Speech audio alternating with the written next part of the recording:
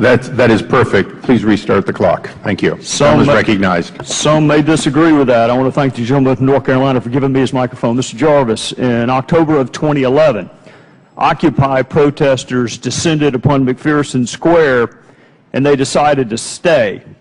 Despite the clear language of the law, these protesters camped at McPherson Square with the definition of camping being sleeping or preparing to sleep for 100 days. They camped in violation of the law, and you did not make a single solitary arrest for camping. So Congress decided to have a hearing and ask you why you were not enforcing the law. And you told us, Mr. Jarvis, that you had a great deal of discretion in how and when to enforce the law. You told us that you were, after 100 days of not enforcing the plain language of the statute, working with protesters to, quote, gain compliance, whatever the hell that means, with the law, and what you called, quote, a measured and reasoned approach. By the way, Mr. Jarvis, those were your words, not mine. So the law says no camping, but the protesters camped anyway, and you didn't do anything in terms of arrest or citations for over 100 days. So, Mr. Jarvis, I want you to fast forward 2 years. Parks are closing. Access to monuments is restricted, even access for those who helped build the monument in the first place. You didn't wait 100 days to enforce the law, Mr. Jarvis, with veterans who wanted to see their monument. You didn't work to gain compliance.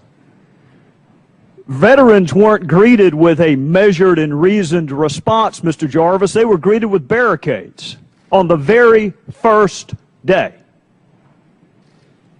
Furthermore, they could not exercise their First Amendment rights to walk to a monument that they helped build, but yet some of our colleagues were allowed to exercise their First Amendment right to protest whatever it was they were protesting on the National Mall. So I'm going to read something to you, Mr. Jarvis. And I want you to ask me if you recognize who said this. Because of the lapse in funding, you are having to deliver difficult news to our visitors and partners. The functions we must perform under a shutdown are not the reasons any of us join the National Park Service, but they are the duties we are required to perform by law and regulation. Do you know who said that, Mr. Jarvis? I believe I said that. You're right, you did. So can you tell me why you would not enforce the law at McPherson Square, but yet you greeted veterans with barricades on the very first day? What regulation can you cite to me that required you by law to erect barricades? The contingency plan that was approved on September 27th for the National Park System is in compliance with the Anti-Deficiency Act.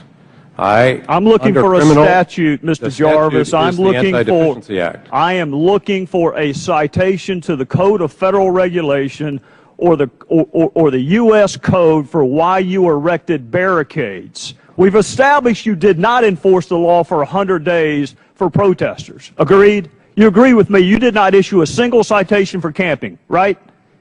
I believe that is correct. Either it is or it didn't. Is it? Not one single citation for camping. I do not remember exactly. Well, your previous testimony was that you had not issued a single citation for camping despite 100 days of noncompliance. That was 2 years ago. Okay, well, I can cite you the regulation that you did not follow 2 years ago. Can you cite me the regulation that required you to erect barricades to prevent veterans from accessing a monument that they built? I can cite the Anti-Deficiency Act. Can you cite a regulation that required you to erect barricades? Mr. Jarvis, that is not a complex question. The Anti-Deficiency Act requires that I reduce all employees down to only those that are necessary for life and property. That required the closure of all 401 national parks. Mr. Jarvis, why did you fail to enforce the plain language of a statute for 100 days for protesters? And yet, on the very first day, you denied access to a monument that veterans helped build. On the very first day of the closure, I implemented a closure order for all 401 national parks in compliance with the Anti-Deficiency Act. And immediately that day, Also included as a part of that order that First Amendment activities would be permitted on the National Mall. Do you consider it First Amendment activity to walk to a monument that you helped build? Or is it only just smoking pot at McPherson Square? The First Amendment activities, we are content neutral on First Amendment on the National Mall. That wasn't my question. Do you consider it to be an exercise of your First Amendment right to a walk to a monument that you helped build? If an individual declares they are there for to exercise their First Amendment Who were they to declare it to? The gentleman's time has Barricade? expired. Could I ask the final question? Who were they to declare it to? To A the barricade? ranger on the site. On the National Mall, any group under 25 does not need a permit to exercise their First Amendment. And we set up the policy to allow our veterans in, including all of the honor flights under First Amendment. Harney County is larger than Maryland. There's 7,000 people. It is 72% federal land. In 2012, there was a fire of a couple 100,000 acres. The Hammonds set a backfire. They probably didn't go about it properly. It burned 139 acres. They put it out. They're now serving 5 years mandatory minimum of a sentence that the federal judge who sentenced them said would be unconscionable to levy. We need to change the federal law under which they were sentenced. We need to call on President Obama to not continue to declare monuments like he's threatening in the nearby county for 2.5 million acres. And they need to make sure that this unjust punishment on the Hammonds does not extend to the grandmother, Susie Hammond, and her ranch, and renew the grazing permits, as opposed to destroy her way of life while her husband and son are in prison. These issues are real.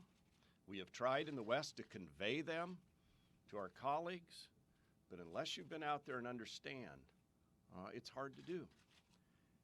And these are the ranchers in this county I know well. I've known the Hammonds for 17, 18 years. These are people who care about America, who send their sons and daughters to fight our wars and die in higher proportion than the urban areas. These people just want to take care of the environment. They really do. And it is the government that all too often ignores the law, as it has in this county repeatedly, and I can document that. And somehow we have to find a peaceful resolution here. And the takeaway has to be that there's a problem in the West, across the whole Great Basin, that has to be dealt with responsibly. But what people don't understand is the culture, the lifestyle of this great American West, and how much these ranchers care about the environment, about the future, about their children, about America, and how much they believe in the Constitution. And now we see the extent they will go to defend what they view as their constitutional rights. Now, do you understand how frustrated I am at this? Can you imagine how the people on the ground feel? Can you imagine? If you're not there, you can't. If you're not there, you can't. You ridicule them. Yeah, Portland Oregonians running a thing. What do you send them? Meals for militia. Let's have fun with this. This is not a laughing matter from any consequence. Nobody's going to win out of this thing. Now, I'm not condoning this takeover in any way. I want to make that clear. I don't think it's appropriate. There's a right to protest. I think they've gone too far. But I understand and hear their anger. You see, how do you have faith in a government that doesn't ever listen to you?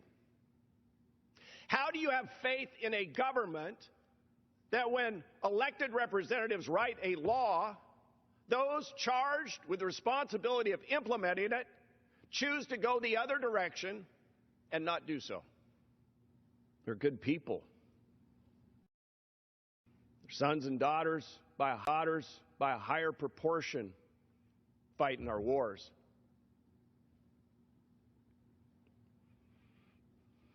And die. And I've been to their funerals. So to my friends across Eastern Oregon, I will always fight for you. But we have to understand there's a time and away.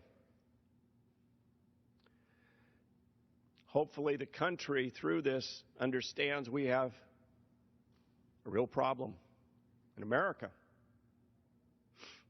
How we manage our lands and how we're losing them.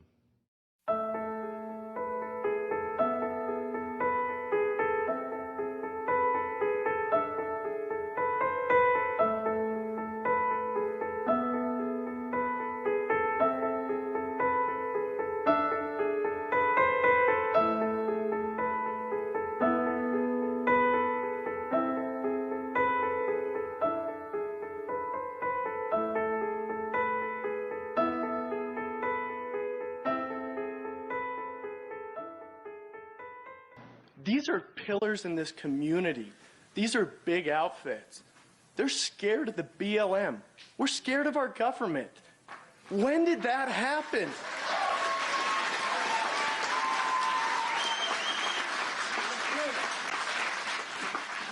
That baffles me. So, I hope that we do own this as Harney County, that we get behind this. We do have a federal government that is far exceeding its grasp. I'll make this real short.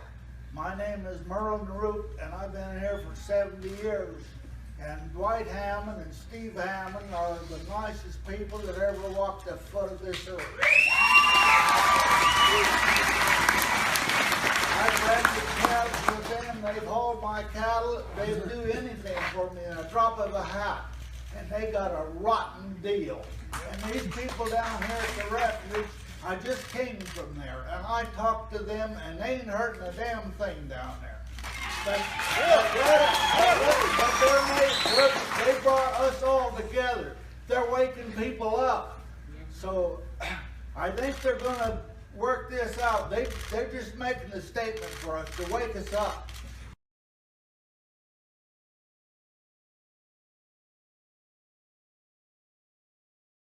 I have a lot of respect for law enforcement. I have a lot of respect for those men out there doing something that I don't agree with. Brave, brave man standing up for our rights. That's right. Sheriff, I came up here because you had a straw vote earlier, and first you asked the question, do we want this to end peacefully? And my hand went up. But then you added to that, do we want them to go home? And my position on this is not necessarily. Those people have brought us a voice. I don't necessarily want them to go home because I want to hear what they have to say so that I may consider it. I don't agree with what they did at the refuge, but I'm willing to listen to what people have to say so that I may consider it. Thank you. These people did talk about, many of them did talk about local problems, including the economic problems here. And just to remind you, this county this 11% of unemployment, which is twice higher than the average across the nation. There is the situation with the government controlling or owning 75% of the local ranches, and ranching is the main source of income here in this area. People do seem to be waking up. This has been needed sometime in this community, somebody to stand up and speak out for what needs to be done.